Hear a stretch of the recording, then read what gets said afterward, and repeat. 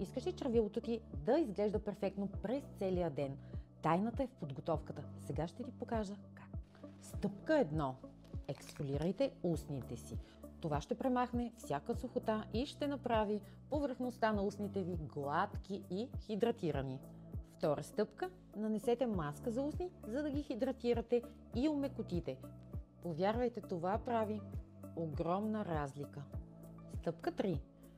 Очертаваме устните с контурен молив, който трябва да бъде подострен много добре. Първо започвам да рисувам от долния край на устните навътре, след това на горната устна. Може да излезнете 1-2 мм отгоре. След това съединявам долните две линии и отгоре по желание. Аз харесвам да бъде по-заоблено. Стъпка 4. Запълвам ъгълчетата на устните с молива. Накрая нанасям светло червило в центъра на устните. С малка кръгла пухкава четка преливам молива с червилото.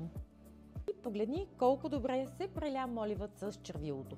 Между другото, съвсем скоро стартира моят онлайн вебинар, където ще ти покажа цели 5 техники в грима. Ще ти покажа как да контурираш лицето си, как да подчертаваш веждите си, как да поставяш изкуствени мигли и още много неща. Запиши се, очаквам те!